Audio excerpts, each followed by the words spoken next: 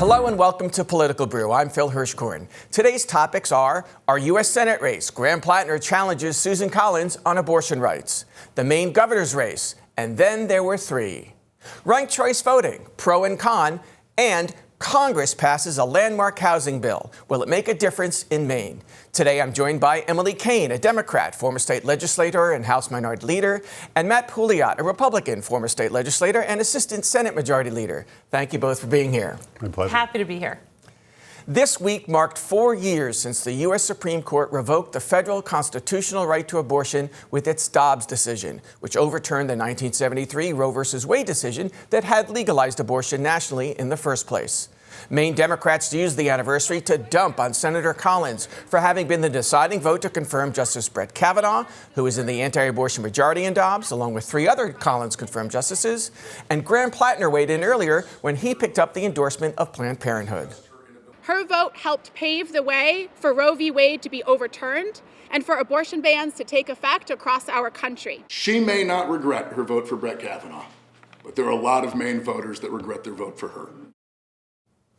Maine Democrats said since Roe was overturned, Collins has continued to support the confirmation of anti-abortion rights judges nominated by President Trump. They counted 50 since Kavanaugh, 18 in the past year alone. But Collins has also voted to confirm more Biden judges than Trump judges, 188 in all during his one term, including the lawyer who argued against Dobbs for the Center for Reproductive Rights. It is not appropriate to ask any judicial nominee how he or she is going to vote on a case. And I remember Justice Ruth Bader Ginsburg, who was very pro-choice, famous words at her confirmation hearing in which she said she would not give even a hint on how she would vote on cases that came before her. That was Senator Collins a couple weeks ago. Emily, we've heard both sides. This is a familiar issue, especially in national elections. What's your take on where we are? I think there are a number of elements to this week. Number one, Graham Platner earned the endorsement of Planned Parenthood, a group that in the primary had endorsed his opponent, Governor Janet Mills, back in April. So I think we see strategically some alignment of national groups behind Graham as the nominee now, and that is worth noting. And also, of course, we're talking about this. It's not unfair to draw a line between Senator Collins' vote for Brett Kavanaugh and the overturning of Roe v. Wade 4 years ago. Thankfully, here in Maine, we have strong laws that protect abortion access to abortion health care. Nationally, that is not the case. And because of Dobbs, because Roe versus Wade was overturned, across the country, there are millions of women and families facing challenges and whose lives are at risk because of lack of access to abortion care. So this is an example of where we are taking national issues and bringing them front and center to home. I think this is a key way for Graham Platner to draw a distinction with himself, particularly with independent women whose vote he's going to need to earn this fall. Matt? I don't think this is going to matter in the general election. People want to see leaders that they can trust and have a proven track record of getting the job done. Graham Platner does not have that. Furthermore, in the state of Maine, people have access to an abortion. You know, nationally, maybe not so after this decision, but in the state of Maine, they do. And Maine voters are going to vote for what is front and center for them as Mainers. And that's their bottom line. Financial and fiscal issues. Senator Collins has delivered time and time again for the state of Maine over $1.5 billion in a state that relies heavily on federal resources to get across the line. Our GDP hasn't grown in the last 4 years under Democratic leadership, and Senator Collins has helped fill that gap because of her position on the Appropriations Committee. I don't think that this is going to be a leading issue for the independent voters that are going to decide this election this fall. What about Collins? Supports abortion rights generally. She sponsored a bill to codify Roe before it was overturned. And she's voted for the three pro-abortion rights judges who are on the Supreme Court. So I think this is where, as we've talked about before, this race is going to come down to who can keep the message either about the national issues or about the state issues. If Graham Platner can be effective in keeping the message about putting a check on Donald Trump to protect democracy and also putting the United States Senate back in Democratic hands so we can actually pass laws like the ones you're talking about, pass a law to codify Roe into law so that all 50 states have a basic level of access to abortion, then Graham Platner has a path to victory if he can keep it in the national space. Matt makes great points, right? This is the conversation Susan Collins wants to have, which is about what has been best for Maine. And I think this is the dissonance that we're going to hear going into the fall between these two campaigns, one that's going to want to keep it about these national issues and one that's going to keep it really local. Is there some sign of weakness if she were to admit that she regrets the Kavanaugh vote? She clearly disagrees with the Dobbs decision. I don't think so. I mean, ultimately, people know what they're going to get with Senator Susan Collins. I remember going there when I was a member of the band in 7th grade to sit on the steps of the Capitol, and Senator Collins came and greeted us, and she hasn't missed a vote since, Phil. She gets the job done for Maine people. I think it's convenient for Democrats to try to draw attention to these national issues because that's what populism is all about, and it's part of the reason why this pendulum continues to swing in this country. Instead, we have an opportunity to elect a leader who has proven results time and time again and delivers for Maine people what matters for us here at home. Okay. I want to know what instrument Matt played in the band because I played the tuba, and I'd like to know. You were the trombone. Okay. Did you perform on Capitol Hill? Or? Yes, but I don't think it was much of a performance. I never got to perform on Capitol Hill, but I love that we both played in the band. Okay, we're happy to hear that. Right Next here. time, I want you to bring your instruments. We're going to take a quick break, and when we come back, the Maine governor's race, the general election campaign begins.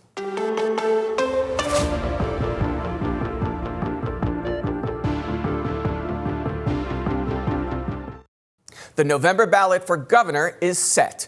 Democrat Hannah Pingree, Independent and former Republican Rick Bennett, and Republican Bobby Charles. Pingree and Charles savoring their primary victories this past week. Bennett ready to join the fight. It is about Maine's potential, a real future for our kids, and the people who are working all across Maine just to get by. Beating two Republicans like Bobby Charles and Rick Bennett, it is going to take a coalition, a whole diverse coalition of stubborn, amazing Mainers, and we are going to pull together and we are going to win this. The results are in, and they confirm what we already knew. You, me, us, we are ready for change. We are in need of change. At the end of the day, this is going to be a coalition for common sense and change on one hand, and a coalition for continued progressive nonsense on the other. And it's really, really that simple. I'm running for governor as an independent because I know Maine people are tired of a political system that puts the parties first and results second. Families struggling with high costs, childcare, housing, addiction, energy bills, and economic uncertainty need solutions now. Well, Matt, you're a Republican, but I think that's your guy, Rick Bennett, Yeah, huh? Rick Bennett. I've endorsed Rick in this election, and he said it right there, putting party first over results. And I've seen Rick deliver results time and time again in our service in the legislature. I trust his integrity and his commitment to the Maine people. He once served in the legislature when he was younger, stepped away for a time, successfully ran businesses and helped get those businesses back on their feet, and then came back to the Maine State Legislature to serve the people again. Rick has a servant's heart. I know him, I know his leadership, and I know he can be trusted, and I think he's the right fit for the Maine people. But Bobby's the Republican nominee. He won easily in the ranked choice process, led from the beginning, and people before politics, Phil. We have a very unique opportunity right now to move forward and change the trajectory of this state.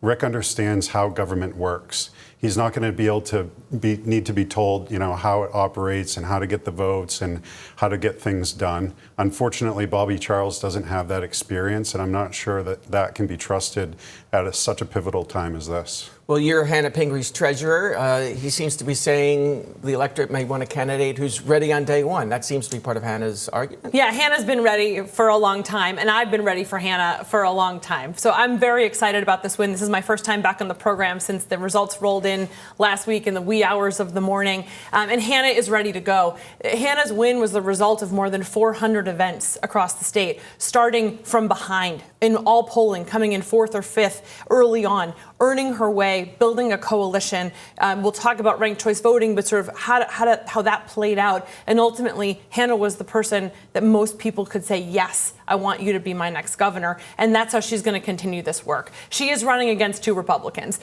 Bobby Charles, the MAGA candidate, self-proclaimed sort of Trump guy, he's owning that space. And I think that's all the space he's probably going to own. And Rick Bennett coming in, who was a Republican until a year ago, former Republican Party chair, former Donald Trump elector, many times serving in the state legislature as a Republican. He's going to have a lot of explaining to do because Maine has a ton of independents who've always been independents and who take pride in it. So it's going to be an interesting campaign to see how they distinguish themselves as Rick tries to tack to the middle, looking at his record. Trust me, I can tell you, Rick is not a far-right, rabid, red meat Republican.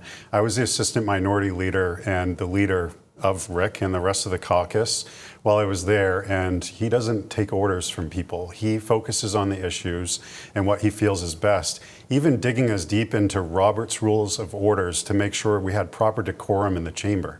I mean, when people are coming in their sweatpants to try to serve the Maine people, Rick's like, maybe this isn't right. What is this saying for the institution of government? He really believes in that. And he's taken a lot of positions that, frankly, as a Republican leader, were frustrating. It was like, Rick, get in line. There was no getting Rick in line, And I think that's what the Maine people, that's kind of how the Maine people operate, And I think they'll reward that in November. He supports abortion rights. He's been pretty strong on his environmental. His record on those issues are not 100%. Not 100%. Right? And I think it's important to say that because this is about a person who has made choices. There's no question. And I get along with Rick. I'm not, but we're talking about the facts of his record and how he's going to have some explaining to do on how his positions have changed, why they've changed, and whether it's because he's changed or because it's politically expedient to do so in this moment. The question I have is in 2026, in a time where people want to know where you stand.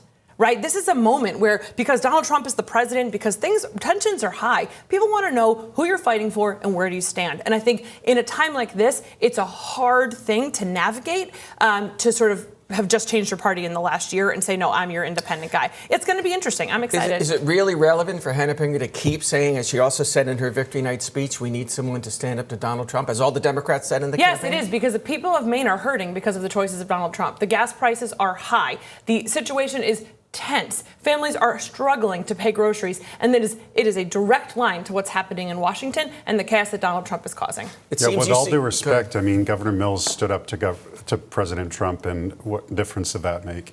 I mean, it's about the Maine people, the 1.4 million residents of this state. And what I like about Rick, like I said, is that he puts people before politics, as evidenced by his very difficult decision to leave a party that he was a part of for a long time. Not because he doesn't believe in many of the core values of that party, for sure, but because he knows it's the right thing to do at this time. And when you look back historically, we've had governors, Longley and King, who at a time like this were successful because Maine people are fed up, frankly, with both sides of the aisle. And I'm still a registered Republican, and I will be. I'm not abandoning the party. But I think that it's a unique time for this kind of leadership. But if you are a Republican, the contrast between Bobby Charles and, say, the current administration and the other two is stronger. If you're a change candidate, a change voter. Yeah, I think Bobby Charles ran a campaign to win the populism that is primaries. The turnout among Republicans was abysmally low compared to Democrats. 90,000 fewer voters. And so, yes, he was successful in winning a primary. Congratulations. I don't think that same thing is going to resonate this fall because, the turnout's just not going to be there. It's going to be among the independents. Okay, we're going to take another quick break, and when we come back, a closer look and review of ranked choice voting.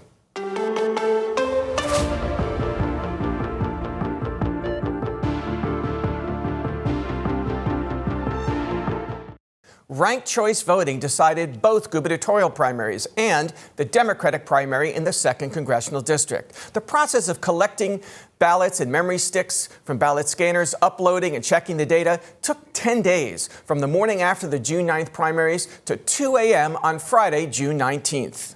I am very pleased to say we are now ready to run the ranked choice tabulation. And they finally did, but there was a glitch, a paper jam, as you see there, and after several more minutes, they changed the machines and hooked up another one. The Deputy Secretary of State had the results she could read out loud. One race, at a time. The winner of the primary for Republican governor is Bobby Charles. The winner of the Democratic primary for governor is Hannah Pingree. The winner of the Democratic primary for representative to Congress in District 2 is Matthew Dunlap. And then each time the election officials pasted a little piece of paper there, a computer prints out onto some whiteboard, which you sort of needed binoculars or a zoom lens to read. But heck, they got it done. Emily, though, it was quite a spectacle and tested a lot of patience around the state. It did. I have some very specific thoughts on this. So number one, ranked choice voting had higher participation than we've seen before. We saw Democrats, an overwhelming majority of Democrats chose to use ranked choice voting more than last time, more than in the past. We saw more Republicans try to use it. Republicans have taken a stance over the last 10 years of sort of, we don't like this. This year, I saw a number of prominent Republicans online saying, I don't like this, but here's how you use it, right? It still wasn't an overwhelming participation, but more so. So I say Mainers are getting more used to it, and we saw some really well-done strategy across campaigns on the Democratic side with Troy and Shenna and Hannah co-ranking each other. We saw Graham Platner weigh in with who he was ranking and sort of saying, rank all of us together. Ultimately, Hannah won because she was most people's second choice, and that's significant. The second thing is kudos to the Secretary of State's office for being very thorough. It may have taken longer than we wanted, but they counted every vote. They made sure everything was right. They double and triple and then checked again, which is good. My criticism is this. I wish they had said from the beginning, we don't know how long this will take. We're going to work from 8 a.m. until 8 p.m., period, every day until it's done, because democracy is not best done in the dark. And even though it was thrilling to hear Hannah's name at 2 a.m, it was not great that everyone should have been sleeping who was watching that, and most Mainers were sleeping. So in the future, I would like to see them say, we're going to work 8 a.m. to 8 p.m. because democracy does not thrive in the dark, and then when they're done, announce the results in daylight. That's my feedback. Matt? I mean, Phil, what a clown show. Ranked choice voting is a disaster. It was put in place because Paula Page got 39% of the vote, I think it was, the first time. And Democrats were upset. And now, Democrats' second choice is the nominee for governor. So I wonder how the Nirav Shah supporters feel. In the first round, he was the guy. In the second round, he was the guy. And then voila, in the third round, it's Hannah.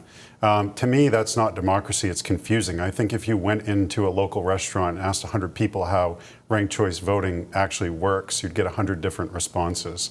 It's very confusing, and it also doesn't contemplate things like runoff opportunities. What happens if in one of the rounds, a couple of the candidates are within 3 or 4 votes of each other? How does that get, coalesced around, and how do they square that peg, if you will? It's really challenging for people to understand, and I think that a lot of times when people don't understand how it is that their vote is working, they're less likely to participate because they're like, what's the point? So I think it's important for us to go back to the way that we've always elected people, which is, one person, one vote, and move on to the next. Which is Bobby Charles's point. He says if he's elected, he'll work on that. But this was approved in 2016 by a referendum. Yes, by a referendum.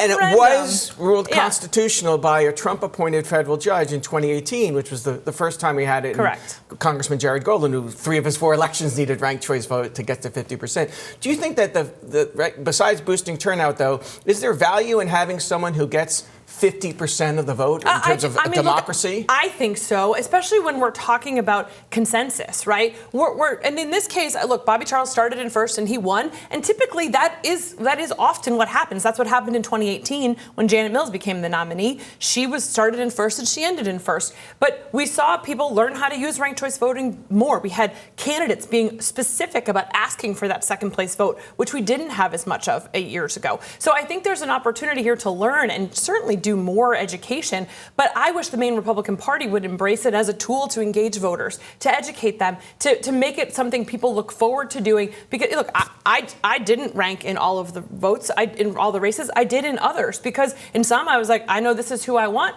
and in others I was like, I like this one and I like this one too. And I think that makes voters feel more ownership and sends a message to candidates about who they're representing in the end. But it's also, I have to be frank, convenient for you to say that because you're the treasurer for the the campaign that won.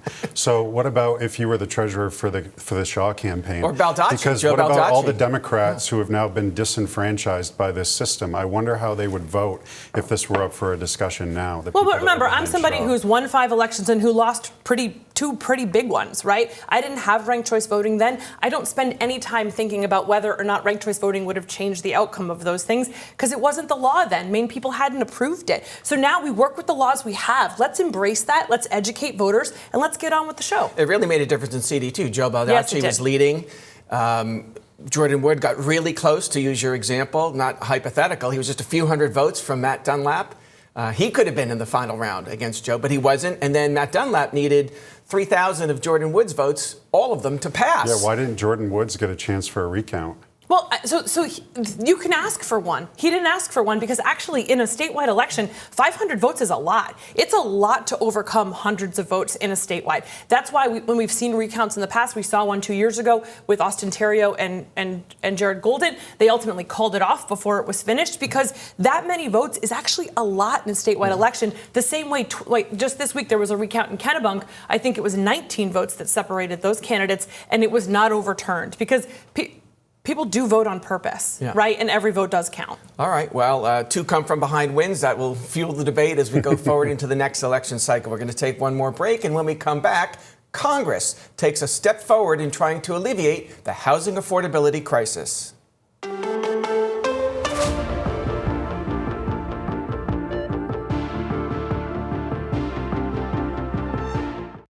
This week, Congress overwhelmingly passed a major bipartisan bill to lower the cost of housing and spur more home construction. The 21st Century Road to Housing Act would reduce federal regulations, streamline environmental reviews, speed up the construction process, and curb the influence of corporate landlords by limiting their ability to purchase single-family homes, and more. Maine's entire congressional delegation supported it. Matt, what's your view? You know a bit about housing? Yeah, I actually went to Senator Collins' office to talk with her about this bill and specifically about the removal of the metal chassis underneath manufactured homes. Ever since HUD passed that law in the 1970s, you've had manufactured homes have to be delivered on a steel chassis, which, without getting in the weeds, has kind of prescribed a certain way of building. And through this law change, now that's not a requirement. So you'll be able to see more industrialized construction. In the United States, only 5% of the construction is industrialized, yet everything that we see in view is made somewhere in a factory, besides us, of course. And so, this can speed up, and deliver more housing, particularly to rural parts of the country where we don't have a vast labor force that's necessary to construct the, more traditional way. There's other aspects of the bill, too, that will help deregulate the building sector, not to lose safety, but instead to allow for things to happen more quickly, so that there isn't all this red tape that prevents the building from happening. I love a bipartisan moment, right? And this was a big one. And you saw Democrats have been leading on a lot of these issues for a long time, and Republicans came together to say, let's make a great bill happen. They also are adding more precautions to protect future homeowners and home buyers from the sort of misgivings of private equity coming in who want to jack things up and protect those prices, keep prices affordable for rents especially. Maine has been leading on a lot of this for a while. We've had laws passed here that allow mobile home park residents to buy their own mobile home parks instead of, again, turning them over to private equity, putting more tools in the toolbox to accelerate home ownership in Maine. And that's why you're seeing this as a huge issue in the governor's race already, where Hannah has rolled out a huge housing investment plan. I expect we'll see others do the same. It's going to be top of mind. But you have to admit it was kind of ridiculous that after Congress presents the president with this moment in this world of chaos to have an actual bipartisan moment, and he says, just kidding, cancel the signing. I'm not sure I'm going to sign that. Go do other things. It was a bit of a tantrum, but hopefully he'll come around or let it become law because we need this law to pass. Yeah, I mean, the votes were overwhelming. Even if President Trump were to veto it, the veto would be overturned. I mean, the American people are largely on the side of we need to address this issue. And this one bill is no panacea. It's only beginning, and there's not even funding for it yet, but I think Congress will appropriate that in time. Rick Bennett, too, kicked his campaign off at a manufactured housing facility in Oxford, where he is. an industry that once was robust and lost out due to tariffs and trade policy to Canada back around the time of the global, housing crisis and financial crisis of 2008. We have an opportunity to spin that flywheel up again. When people are running these factories, it's creating foundational jobs that spin out to the local economy. And it's a good way to move Maine forward. Unfortunately, for a long time, we've talked about platitudes of we need more housing, and it hasn't been until recently that we're really digging into the weeds to recognize, all of these rules that essentially came from generations who already have what they want and are telling the next generation, pull yourself up by your bootstraps. We did it. Well, yeah, you did it. And then you went and changed all the rules to protect yourselves at the expense of the next generation. Right. Yeah, and it's the first time in American history where this current generation is not going to be more prosperous than the previous. And a lot of this does have to do with housing. I mean, we own a real estate company, and we see time and time again people losing out on this opportunity to build the American dream. And now we have an opportunity to turn that around. So it's a supply problem, right? Home It's prices. not a demand problem, that's for sure. No, it's not a demand. And it's also an opportunity for manufacturing, right? And we've seen, even in the last few years, you saw the University of Maine 3D print an entire house, right? To try to put more tools in the toolbox from resources, from acceleration of projects and getting them done faster. And I think the good news is it's great for everybody that this is a bipartisan issue coming out of Washington right now. But what's the difference here than what we're already doing? I mean, home prices are still high, right? 54% higher than they were in 2020. Monthly median rent is 17% higher. When you were in the legislature, you were part of Governor Mills' effort to make some of these changes. And we just learned from her office today, in fact, 7,500 new units in the state of Maine last year. It doesn't sound like a lot, but that's above expectations. Mm-hmm. 2/3 of them were single-family homes, and most were in southern Maine. No surprise, there's more people in some of those cities like Portland and Biddeford. But what's your view on the synergy or necessity of the federal changes? Yeah, I mean, we really need to focus on ways to make the building code match what Maine people can afford. And that's the reason why you're seeing a lot of the housing being built in southern Maine, because there's enough meat on the bones for the developer to build that home and then still make a profit. I mean, otherwise it's a charity, which a lot of charities, nonprofits, are what are building that other 1/3 of housing because of government resources. So now what we need to do is make the codes in line with what people can afford. You build a house and they're like, you need R60 insulation, and that insulation might add 15,000. These aren't all exact numbers. And someone's like, well, we can't afford that, but the code says thou shalt use this. Instead, it's like, well, what would work and be in line with what I can afford? Don't dictate to me a prescription in the code that is not affordable. And that's what we're bumping up against. I say time and time again, look at Sears Homes, back from the early 1900s. I just sold one of these homes for a client about a week ago. That home today would be illegal to build. And I mean illegal intentionally by codes, okay? Mm-hmm. And yet it's still here. And now we have a new family. Actually, they happen to work at the state capitol that's planning the start of their family that's moving into this Sears home that if I tried building it for them tomorrow, it'd be against the law. By the way, just to button up the first point you made, when you said manufactured homes don't have to have chassis, that means wheels. Yeah, right? And the metal frame that's under it. Right. So now you could conceivably take what most people would think of as like a single wide, manufactured mobile home and make another one and design it in a way that you could stack them on top of each other in an infill application, so to make like a duplex. Right, and then manufactured homes in general means the components can be made indoors, off-site, and then brought faster and more year-round construction, right? What a novel idea. I'm so glad Matt was here for Housing Day, because you know a lot about this. Yeah, and I've also started a company that is using advanced manufacturing like the University of Maine at Orono to 3D print building materials with large format additive manufacturing and robots and materials that are made of recycled plastic and fiberglass. We have to have law changes in the code to be able to use these things, and thankfully I have a background and know how to do that. But this is how we bring innovation to a sector that has basically only had a pneumatic nailer for innovation in the last 30 years. Great. That's all the time we have today for Political Brew. I want to thank my guests, Emily Kane and Matt Poliot, and thank you for watching.